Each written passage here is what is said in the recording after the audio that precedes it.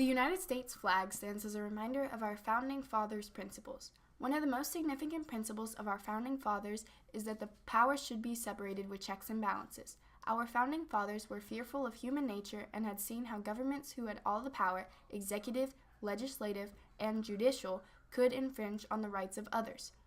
They believed no one should have ultimate power, so they set up the national government into 3 branches.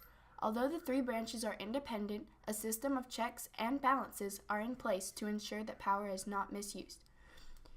James Madison once wrote, "The accumulation of all powers, legislative, executive, and judicial, in the same hands, whether of one, a few, or many, and whether hereditary, self-appointed, or elective, may justly be pronounced the very definition of tyranny."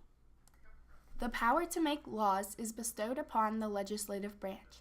It also has checks over the executive and judicial branch. The legislative branch has the power over executive branch, including being able to override presidential vetoes with a 2/3 vote. They have the power to purse strings to actually fund any executive actions. They may remove the president through impeachment. In fact, the first president ever to be impeached was the 17th president of the United States, Andrew Jackson. He was accused of violating the Tenure of Office Act. The House impeached President Johnson on February 24, 1868, but the Senate acquitted him by a margin of only 1 vote. The only other president to be impeached was Bill Clinton, the 42nd president. He was charged with perjury and obstruction of justice. The Senate acquitted President Clinton on both charges. There were 2 other presidents who were almost impeached. The first was the 10th president, John Tyler.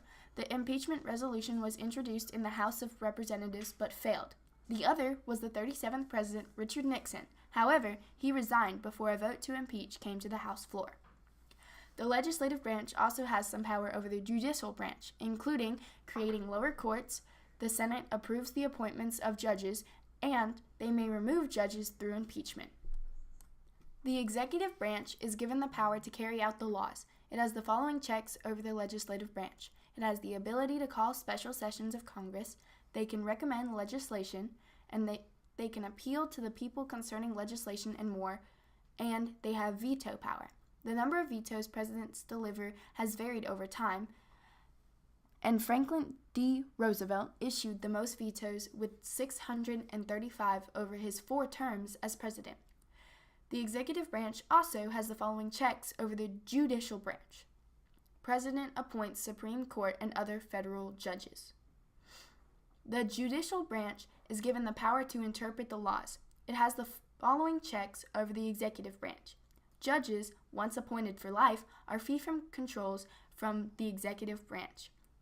Courts can judge executive actions to be unconstitutional through the power of the judicial review.